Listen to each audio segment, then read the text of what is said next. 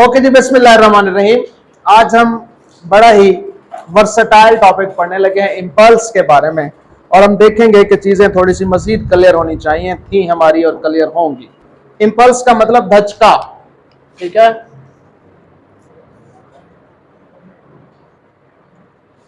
धचका, अच्छा जी। Impulse momentum theorem, हम जो रिलेशन पढ़ेंगे उसमें इंपल्स और मोमेंटम का रिलेशन भी है, उसको इंपल्स मोमेंटम थ्योरम भी कहते हैं, ठीक है। एफएससी में तो जिक्र नहीं है, लेकिन बीएससी में हम पढ़ते भी हैं ये मैकेनिक्स के अंदर।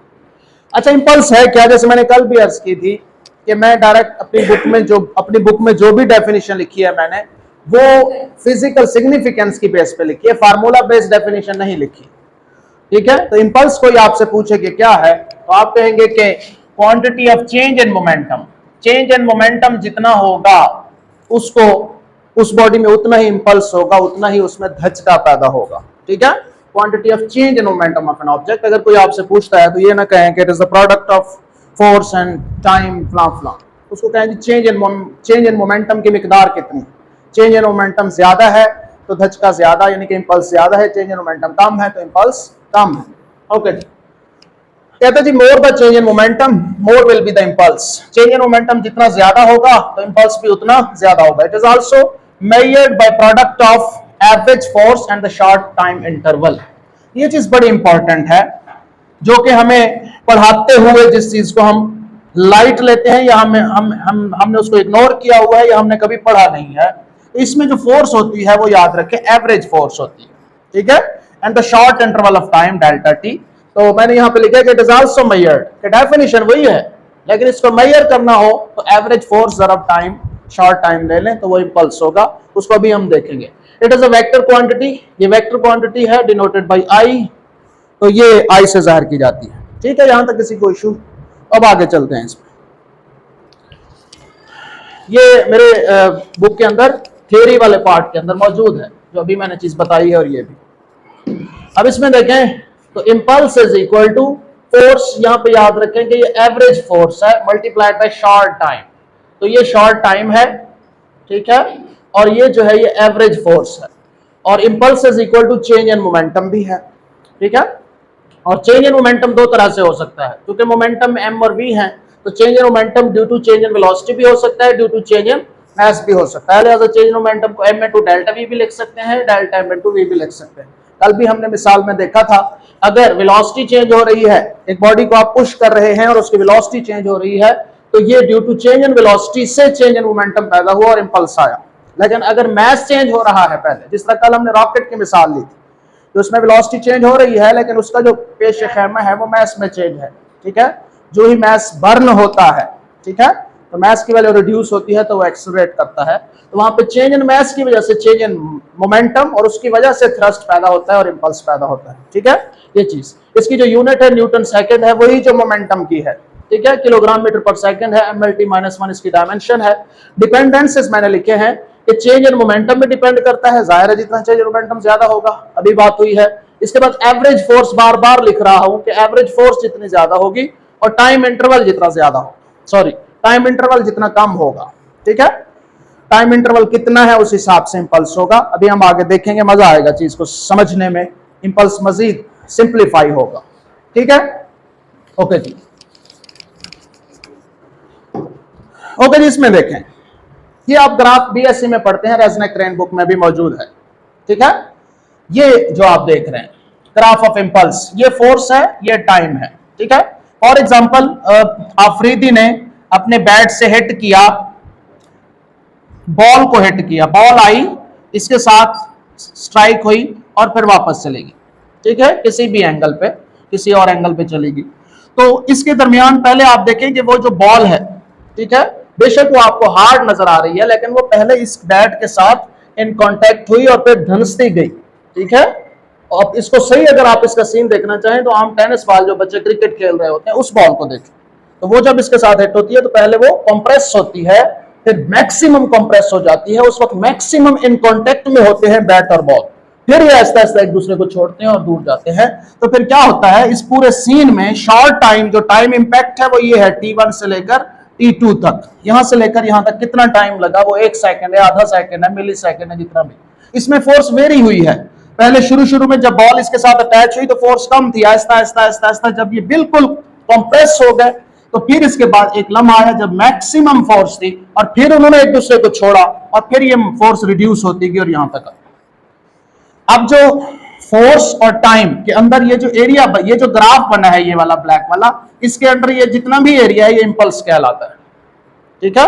क्योंकि एरिया किसके बराबर है, एरिया है हाँ जी फोर्स एंड, हाँ ये फर्ज करें ये सिंपल है, ये ऐसे है, ऐसे और ऐसे, तो ये लेंथ हो गई, ये विड्थ हो गई, तो फोर्स इनटू टाइम, ठीक है। लेकिन फोर्स इतनी सीधी है नहीं, ये फोर्स वेरी कर रही है, ठीक है, कहीं पे कम है कहीं पे ज्यादा है, तो हम इसकी एवरेज लेते होते हैं। इंपल्स होता ही वही है जिसमें, बेहतरीन इंपल्स की मिसाल वही है जिसमें फोर्स वेरी कर रही हो। कांस्टेंट फोर्स का इंपल्स नहीं होता। एक फोर्स लग रही है 10 न्यूटन की, वो उसको झटका थोड़ी देगी।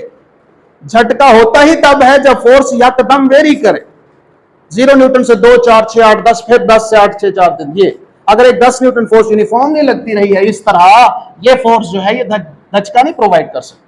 तो ये है एक्चुअल ग्राफ, होता है उसमें भी इंपल्स की मिकदार बहुत कम होती है। तो ये जो force into average force into time, ये जो इतना ग्राफ के अंदर एरिया बना है ये F क्रॉस डेल्टा टी और ये इंपल्स के बराबर है, ठीक है।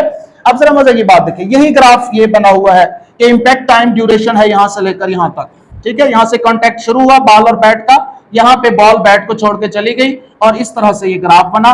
मैक्सिमम जो पॉइंट ऑफ मैक्सिमम कंप्रेशन था उस वक्त जो फोर्स लगी वो 800 न्यूटन लगी, ठीक है, और मिनिमम जो है वो 0 है। अब इसको आप इलेक्ट्रॉनिकली या कंप्यूटर सॉफ्टवेयर के जरिए से इस एरिया को आप मेजर कर सकते हैं सही तरीके से। वैसे अगर हम इसका एवरेज लें, फॉर एग्जांपल 400 न्यूटन बन रही है, ठीक है, तो मैक्सिमम इतनी लगी, कम से कम इतनी लगी, ठीक है, ये है। अब से देखिएगा हम इसी चीज के साथ हम खेलेंगे। क्या खेलेंगे, हमने हेलमेट इस्तेमाल करते हैं, हम सीट बेल्ट इस्तेमाल करते हैं, ये सारी चीजें इंपल्स को अंडरस्टैंड करके हमने बनाई है। आप हेलमेट इस्तेमाल करते हैं, आप सीट बेल्ट, आप वो जो एयर बैग होता है गाड़ी के अंदर, ठीक है, एयर बैग होता है, स्टीयरिंग और आपके दरमियान में खुल जाता है जब एक खास इंपल्स लगता है, ठीक है। तो उस वक्त हम क्या कर रहे हैं, एक बात ध्यान में रखिएगा, आगे हम पढ़ने लगे हैं, यहीं पे देख लें, काम की बात है ये। हाँ जी, हाँ जी, सेफ वो है किस लिए। अच्छा इसमें देखिएगा कि impulse is equal to average force into time. अब जरा गौर कीजिएगा, आप किसी चीज से टकराए, ये देखें बॉल बैट से टकराई, इंपल्स इतना ही है, ये जो अंदर एरिया है उसकी मिकदार फिक्स है, ठीक है, और उस इंपल्स की वैल्यू मैं फर्ज करता हूं कोई, I suppose that is 1000 Newton second, ठीक है, इतना है। अब इंपल्स बॉल बैट से टकराई, इंपल्स इतना ही होगा, लेकिन आप इसको कंट्रोल कर सकते हैं, मिसाल जिस तरह हम हेलमेट में कंट्रोल करते हैं। कैसे, अगर दरमियान बॉल और बैट के दरमियान में कोई ऐसी चीज हो, कोई फोम टाइप हो, तो उससे क्या होगा, फिर ये जब इसके साथ लगेगी तो टाइम ऑफ कोलिजन बढ़ जाएगा। अब देखिए ग्राफ का एरिया यही रहेगा उसमें, लेकिन क्या होगा, ये जो टाइम है यहां से यहां तक शुरू हुआ था, अब वो यहां तक चला जाएगा, लिहाजा ये जो पीक है ये किधर आ जाएगी, नीचे। एरिया उतना ही रहेगा लेकिन टाइम एक्सटेंड कर दे। मजे की बात है। तो आप इंपल्स नहीं कम कर रहे, जब एक्सीडेंट वगैरह हुआ है आप दरमियान में हेलमेट दे रहे हैं सर को, आप इंपल्स नहीं रिड्यूस कर रहे, इंपल्स वही रहता है, आप टाइम ऑफ कांटेक्ट बढ़ा रहे हैं, उससे जो मैक्सिमम जो फोर्स जिसका डर था वो रिड्यूस होकर आ गई, उसकी वजह से जो एवरेज थी वो भी नीचे आ गई। तो याद रखें, इंपल्स को आप कंट्रोल नहीं कर सकते, आपका दिमाग सड़क पे लगा है, वो लगा ही है। दरमियान में हेलमेट है तो टाइम ऑफ कांटेक्ट यहां तक चला जाएगा, हेलमेट नहीं है तो टाइम ऑफ कांटेक्ट यहां होगा और फोर्स यहां होगा, ये फर्क। This is much technical about impulse, ठीक है। अब इसमें क्या करते हैं हम कि अगर आप दरमियान में इसके बॉल और बैट के दरमियान में कोई फॉर्म टाइप हो, तो अब टाइम ऑफ कांटेक्ट पहले फॉर एग्जांपल 1 सेकंड था, तो फोर्स जो थी एवरेज फोर्स वो थी 1000, अगर time of contact 1 second suppose, लेकिन अगर टाइम ऑफ कांटेक्ट आप बढ़ा दें 2 सेकंड कर दें तो फोर्स क्या हो जाएगी 500, इंपल्स ने उतना ही रहना है, ठीक है। This is the basic application of impulse. अब हम यही करेंगे, अब आगे देखते हैं, ये बना लें। अच्छा जी, फोर्स टाइम ग्राफ्स देखें। अच्छा अब इसमें देखें, ये भी इंपल्स को शो कर रहा है, ये भी इंपल्स को शो कर रहा है। हम यहाँ पे एक तो एवरेज फोर्स को डिस्कस कर रहे हैं, लेकिन यहाँ पे अगर ये टाइम ऑफ कांटेक्ट बहुत ज्यादा है और फोर्स यूनिफॉर्म लग रही है तो हम इसको इंपल्स में नहीं लेते नॉर्मली, ठीक है। शुरू में फोर्स लगी थी 80 न्यूटन, उस वक्त झटका लगा, उसके बाद फिर यूनिफॉर्म फोर्स, ठीक है। तो बहरहाल चूंकि ये फोर्स है और ये टाइम है, नॉर्मली न्यूमेरिकल्स में आ जाता है कि ये ग्राफ है, या वो कहता है force along Y axis 80 newton और टाइम ऑफ इंपैक्ट या टाइम जो है 5 सेकंड है, तो इंपल्स फाइंड करें या चेंज इन मोमेंटम फाइंड करें, तो आप इसमें पुट कर देते हैं फोर्स की वैल्यू डेल्टा। ये सिंपली लेंथ एंड विड्थ है, तो ये आ गया इंपल्स के बराबर। न वैसे ये इंपल्स में आता नहीं है, ठीक है। अच्छा जी, तो ये इसमें देखें, इसमें इंपल्स है, चूंकि फोर्स वेरी कर रही है, 0 से लेकर 80 न्यूटन तक वेरी करती रही है और ये 5 सेकंड तक ऐसा हुआ, ठीक है, वेरी ही करती रही। तो अब इसमें देखें हमने एवरेज फोर्स ली है, तो मैक्सिमम फोर्स नहीं ली इसमें। ये आखिरी फोर्स क्या थी? Average force. कौन सी? क्योंकि ये ट्रायंगल है तो half into base into height, तो half into base plus height नहीं, बल्कि ये सारी है एवरेज फोर्स है, ये सारी हाइट है, ठीक है। ये एवरेज फोर्स हाफ इंटू ये हाइट है और ये क्या है? बेस, ठीक है। अब इसमें half into base into height, वो जो हाइट है हमने 80 न्यूटन नहीं लेनी, चूंकि वो एक्चुअल हाइट नहीं है, वो फोर्स में वेरिएशन है और वो हमने एवरेज लेनी है उसकी, initial plus final divided by 2, ठीक है। तो ये एवरेज फोर्स, बार बार कह रहा हूं कि इंपल्स होता ही तब है जब फोर्स वेरी कर रही हो, और जब फोर्स वेरी कर रही हो तो impulse equal to average force into time होता है, ठीक है। ये ज़हन में रखें बार बार। ओके जी, इंपॉर्टेंट कंडीशंस। ओके, मैंने फिर लिख दिया, इंपॉर्टेंट कंडीशंस लिख दी कि फॉर यूनिफॉर्म वेलोसिटी, अगर वेलोसिटी यूनिफॉर्म हो तो इंपल्स 0 होगा। आपकी बुक में एफएससी में क्वेश्चन भी है, does moving object have impulse? अगली ही स्लाइड में आ। अच्छा जी, इधर अफीफा इधर बैठे। अच्छा, फॉर यूनिफॉर्म वेलोसिटी, अगर आपकी वेलोसिटी यूनिफॉर्म है तो इंपल्स नहीं होगा, ठीक है। यूनिफॉर्म वेलोसिटी जब होती है, इंपल्स किसके बराबर है? अभी हम पढ़ के आए, impulse is equal to change in momentum, और ये किसके बराबर है? m into delta v। अगर वेलोसिटी में चेंज ही नहीं है तो फिर इंपल्स 0 होगा, ठीक है। दूसरी बात, for no change in momentum, momentum में चेंज ना हो, ठीक है, यही वाली बात। Impulse is equal to change in momentum है, जब यही 0 होगा तो इंपल्स नहीं होगा। फॉर कांस्टेंट फोर्स, अभी बताया था, अगर फोर्स यूनिफॉर्म है तो भी जो इंपल्स है वो नहीं होगा, इसलिए जो फोर्स फार्मूला में है वो एक्चुअली एवरेज फोर्स है, ठीक है। ये जहन में रखें।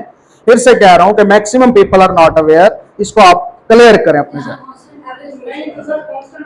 कांस्टेंट फोर्स नहीं, कांस्टेंट फोर्स इंपल्स दे ही नहीं रही होती। हाँ हाँ हाँ, एवरेज लेंगे ना, एवरेज जो वैल्यू लेंगे वो होगी, लेकिन लगी नहीं होगी वो। हाँ एवरेज, लेकिन एक फोर्स है ही 80 न्यूटन लगी है हर वक्त, वो इंपल्स ही नहीं दे सकती, उसका एवरेज बेशक 80 है, वेरिएंग फोर्स हो, वेरिएंग फोर्स, ठीक है। हाँ ओके जी, नेक्स्ट। आप अब आगे आ गए हैं।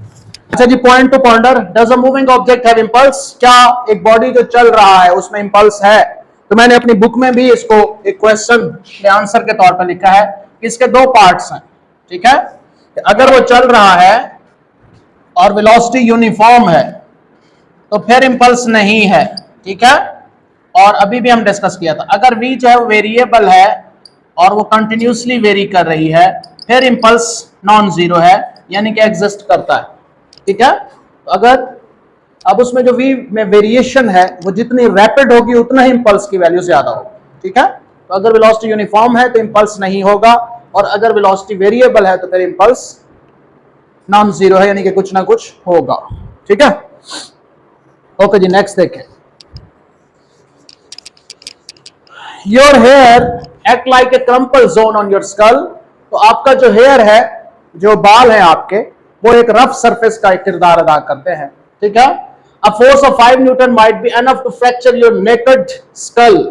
अगर 5 न्यूटन के हथौड़े के साथ 5 न्यूटन फोर्स आपके गंजे सर पे मारी जाए तो वो काफी होगी उसको तोड़ने के लिए, फ्रैक्चर करने के लिए, ठीक है, आपके स्कल को।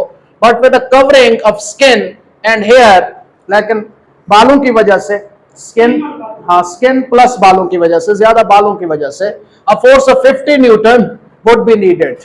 अगर बंदा मारना है, ठीक है, तो उसको 50 न्यूटन कम से कम फोर्स, तो इतना फोर्स की वैल्यू आपको ज्यादा दरकार होगी। क्यों? क्योंकि टाइम ऑफ कांटेक्ट है वो बढ़ जाए, ठीक है, इस वजह से आपको मजीद जोर लगाना पड़ेगा उसके लिए, ठीक है। अच्छा जी,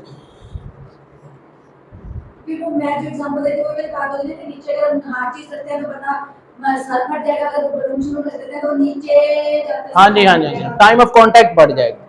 अच्छा जी, ये जी, did you know a motorcyclist safety helmet is padded so as to extend the time of an collision। तो collision की शक्ल में टाइम को एक्सटेंड कर देते हैं टू प्रिवेंट सीरियस इंजरी, ताकि इंजरी। तो मैं इसको मजीद बताना चाहता हूँ, पिछले सवाल को भी फिर से कह रहा हूँ कि दरअसल इंपल्स नहीं चेंज होता, लिहाजा हम कहेंगे F cross delta T is equal to impulse, ठीक है, F average is equal to this. अब आपने क्या करना है, ये तो रहता है कांस्टेंट, लिहाजा F डेल्टा T उधर जाके समथिंग ओवर टाइम बन जाएगा, ठीक है। अब इंपल्स जो है वो कांस्टेंट है, उसको मैंने इक्वालिटी में डाल के प्रोपोर्शनैलिटी बना दिया है।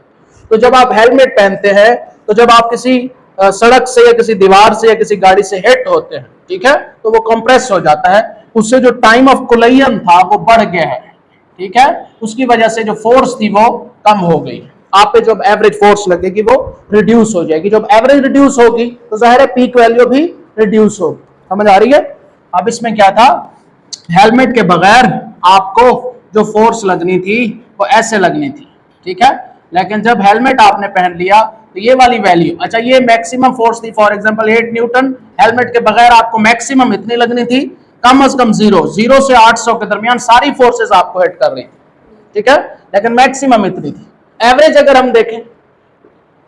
हम देखें तो फॉर एग्जांपल मैं कर लेता हूं कि 400 न्यूटन, लेकिन आपको एवरेज तो नहीं लगी थी ना, आपको तो मैक्सिमम तक सारी लगी थी। एवरेज तो हम यहाँ पे इंपल्स कैलकुलेट करने के लिए, यही तो फायदा है एवरेज फोर्स का। इंपल्स में फोर्स नहीं है, एवरेज फोर्स है, उसी को तो कंट्रोल किया जाता है, ठीक है। तो अब क्या हुआ, टाइम ऑफ कांटेक्ट बढ़ाया तो एवरेज फोर्स रिड्यूस हो गई, ये वाली फोर्स भी रिड्यूस हुई, उसकी वजह से ये भी रिड्यूस हो गई। क्यों? अब आपका ऐसे चला गया, टाइम ऑफ कांटेक्ट बढ़ गया, उसकी वजह से जो मैक्सिमम फोर्स थी वो 500 न्यूटन पे आ गई और जो एवरेज फोर्स थी वो 250 न्यूटन पे आ गई, ठीक है। टाइम ऑफ इंपल्स धचका है, वो लगा है आपको, धचका आपको लगा है, इंपल्स कांस्टेंट लगा है। नहीं, आप अगर किसी चीज से हिट हुए हैं, आगे आ रहा है सवाल, तो जो मोमेंटम है वो कंजर्व्ड है। जब आप हिट हुए हैं तो मोमेंटम कंजर्व है, एक दूसरे को जो आप हिट हुए हैं मोमेंटम कंजर्व है, और मोमेंटम से ही इंपल्स है, वो नहीं चेंज होना। एक ही गाड़ी में 2 या 4 बंदे हैं, हाँ, किसी ने सीट बेल्ट पहनी हुई है, हाँ, किसी ने नहीं पहनी, सारी बातें जिसने पहनी हुई है उसका जो टाइम, बड़ी जबरदस्त मिसाल दी है। एक ही गाड़ी में 4 लोग बैठे, एक्सीडेंट हुआ, तमाम के लिए इंपल्स सेम है, लेकिन इंपल्स से फोर्स मुख्तलिफ है। थैंक यू नबील यार, you added one example, beautiful example. नहीं, आपने भी अच्छा किया था वो बारे में, हाँ, लेकिन ये उससे भी अच्छी थी, we should acknowledge it, very good, clapping for this example. नहीं, अच्छी एग्जांपल है, आपने ऐड कर दिया।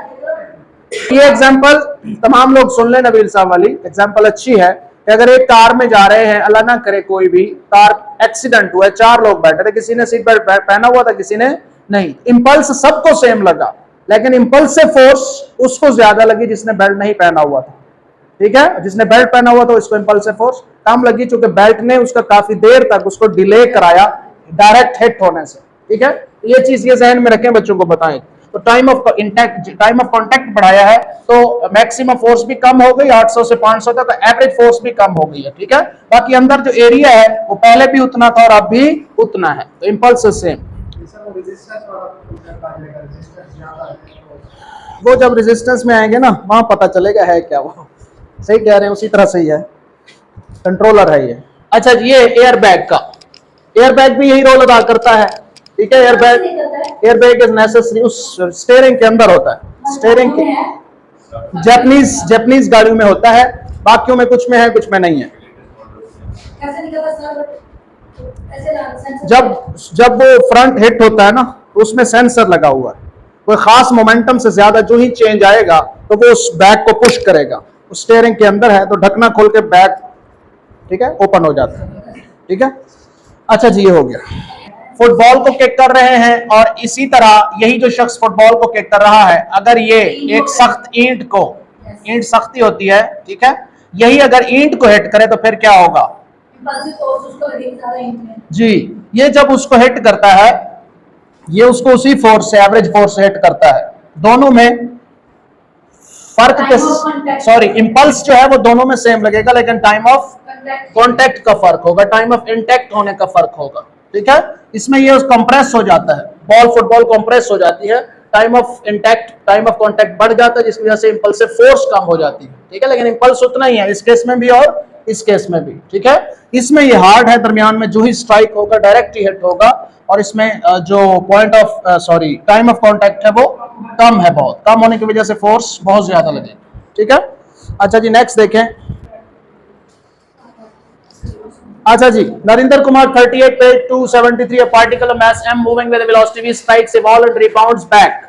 तो एक बॉडी है, उसकी वेलोसिटी v है, rebounds back if the magnitude of the velocity is unchanged। तो वेलोसिटी की मैग्नीट्यूड चेंज नहीं हुई, इनिशियल वेलोसिटी भी यही थी, फाइनल वेलोसिटी भी यही है, यानी कि मैग्नीट्यूड यही है। The magnitude of the force exerted on the wall by the particle during the time of contact t will be। जी, तो फोर्स आपने फाइंड करनी है, फोर्स exerted ये फाइंड करनी है। तो पीछे हम पढ़ के आए हैं मोमेंटम और फोर्स का। हाँ जी, तो देखते हैं जीरो बनती है या नहीं बनती। तो देखें, force is equal to rate of change of momentum. ये दीवार है, ठीक है, और इससे जब बॉल जा रही है तो उसकी वेलोसिटी v है, जब सॉरी वेलोसिटी की मैग्नीट्यूड v है, जब वापस आ रही है तो उसकी मैग्नीट्यूड भी v ही है। ठीक है, लेकिन डायरेक्शन का फर्क है, जिसकी वजह से अच्छा चेंज इन मोमेंटम क्या होता है, mvf minus mvi divided by time. ठीक है, टाइम दिया हुआ नहीं, t ही कहा हुआ उसने, टाइम को t कहा हुआ। अच्छा, इनिशियल वेलोसिटी को अगर मैं v लूं तो फाइनल वेलोसिटी माइनस v होगी, मैग्नीट्यूड v है लेकिन डायरेक्शन ऑपोजिट होने की वजह से, तो फाइनल वेलोसिटी माइनस m, यहाँ पे ये vf की जगह मैं माइनस v लगाया है, जबकि ये किसके बराबर है, माइनस vi की जगह v लगाया है, दोनों की मैग्नीट्यूड सेम है, डायरेक्शन ऑपोजिट, किसके बराबर आ जाएगी, माइनस 2mv ओवर t के बराबर। ठीक है, तो अब इसमें जो फोर्स वेक्टर फॉर्म में है वो तो इस तरह से आएगी। ठीक है, ये वेक्टर फॉर्म में है, लेकिन अगर इसकी मैग्नीट्यूड आप लेते हैं तो वो 2mv ओवर t आएगी। ठीक है, तो मैग्नीट्यूड किधर है जी, ये है। ठीक है, मैग्नीट्यूड ये आएगा, डायरेक्शन में -7 आएगा, तो चेंज इन मोमेंटम। ओके जी, नेक्स्ट देखें, the average force necessary to stop a hammer having a momentum of इतने। तो एवरेज फोर्स आपने पता करनी है, एवरेज फोर्स ये आपने पता करनी है, और चेंज इन मोमेंटम कितना है, हैविंग अ मोमेंटम। ठीक है, उसका मोमेंटम इतना है, टू स्टॉप उसको रोकना है इन 0.05 सेकंड। ठीक है, तो ये टाइम है जी, इसका मतलब उसको रोकना है, तो बाद का मोमेंटम 0 होगा, ये जो वैल्यू दी हुई है इनिशियल मोमेंटम है। ठीक है, तो आपने क्या फाइंड करना है, एवरेज फोर्स जी। तो हम जानते हैं कि इंपल्स किसके बराबर है, एफ क्रॉस डेल्टा टी, और ये किसके बराबर होता है, चेंज इन मोमेंटम के। ठीक है, तो एफ बराबर हो जाएगा delta P over delta T. अब डेल्टा पी किसके बराबर है, M V F minus M V I over delta T, तो ये तो हो जाएगा माइनस एम बी आई, तो ये तो हो जाएगा 0। ठीक है, क्योंकि बाद में उसको रोकना है, माइनस एम, बाद वाला मोमेंटम कितना है, शुरू वाला मोमेंटम कितना है, 25 न्यूटन, और टाइम कितना है 0.05। ये तो डायरेक्शन के लिए है, अदरवाइज ये 25/5 और डिवाइडेड बाय इशारे खत्म करेंगे 100, वो ऊपर चला जाएगा। ठीक है, ये कितना आएगा, बीपन 100, तो 25 दूने 50, तो 500 न्यूटन आएगा आंसर। नेक्स्ट देखें जी, conservation of linear momentum is equivalent to, शाबाश, न्यूटन का थर्ड लॉ। ठीक है, जब एक बॉडी हिट करता है दूसरा हिट करता है, एक का मोमेंटम दूसरे को मोमेंटम उसको, ठीक है, ट्रांसफर होता है। नेक्स्ट देखें जी, a force time graph for linear motion is shown in figure, the segments shown are circular, the linear momentum gained between 0 to 8 seconds. जी, ये डेल्टा टी है, कितना आता है, 8 सेकेंड। और आपने क्या फाइंड करना है, मोमेंटम फाइंड करना है, द लीनियर मोमेंटम गेन्ड। इसमें कितना मोमेंटम गेन हुआ, यानी कि चेंज इन मोमेंटम पूछ रहा, कितना मोमेंटम गेन हुआ।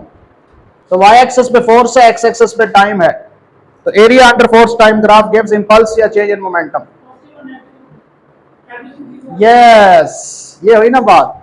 तो ये जो इतना टुकड़ा है ना, ये जीरो से ऊपर है फोर्स की वैल्यू, ये फोर्स है, ये देख रहे हैं, लिहाजा ये जो है ये एरिया आपको पॉजिटिव मोमेंटम देगा, चूंकि फोर्स जरब डेल्टा टी, ठीक है, इसकी जो एवरेज बनेगी वो इंपल्स या चेंज इन मोमेंटम होगी, उसकी जो है, इसको आप इनिशियल कोई भी एक 1 कह लें, ठीक है, ये वैल्यू पॉजिटिव आएगी, या सपोज के ये +100 आती है, फिर ये जितना ये पॉजिटिव टुकड़ा है, जितना ये है उतना ये है, और जितना ये है उतना ये है, तो ये दोनों नेगेटिव पार्ट में है। यहाँ पे अगर डॉटेड लाइन लगाऊं तो ये एरिया और यहाँ पे ये वाला एरिया, ये दोनों मिलके नेगेटिव बनाएंगे, ठीक है, ये कितना आएगा, एफ एवरेज जरब डेल्टा टी, नेगेटिव वाले के लिए कितना आएगा, -100 न्यूटन, ठीक है, मोमेंटम गेन 0।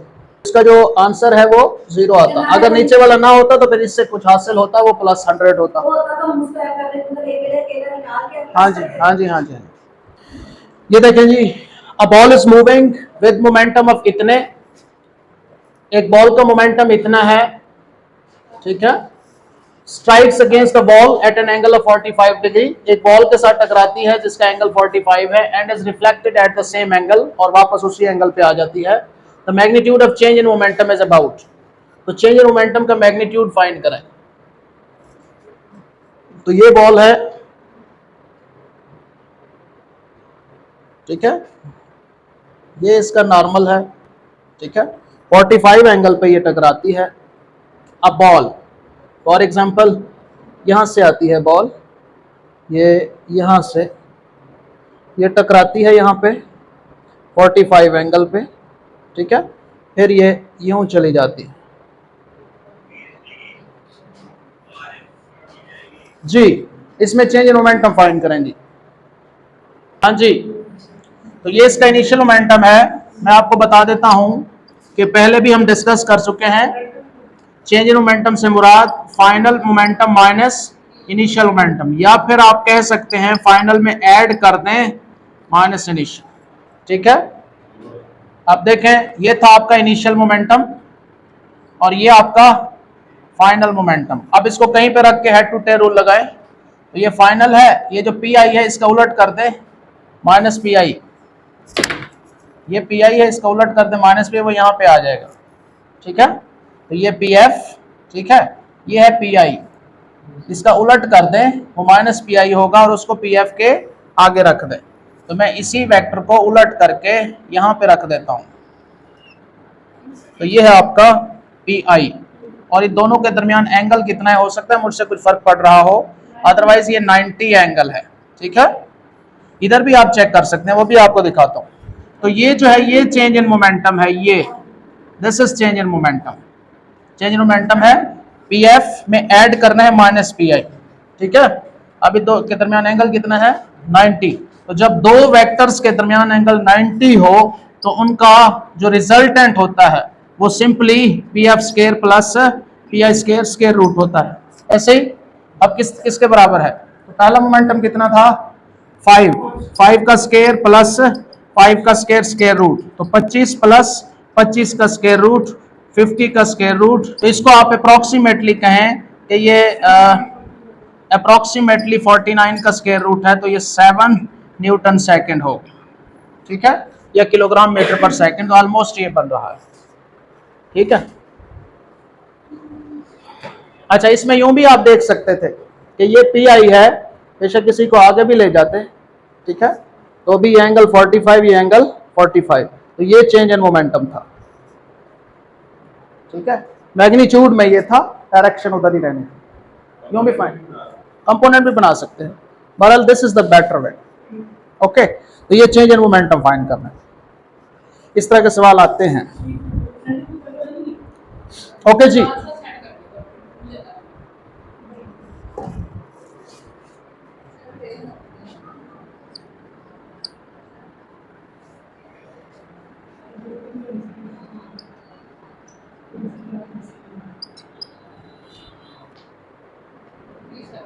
ओके जी।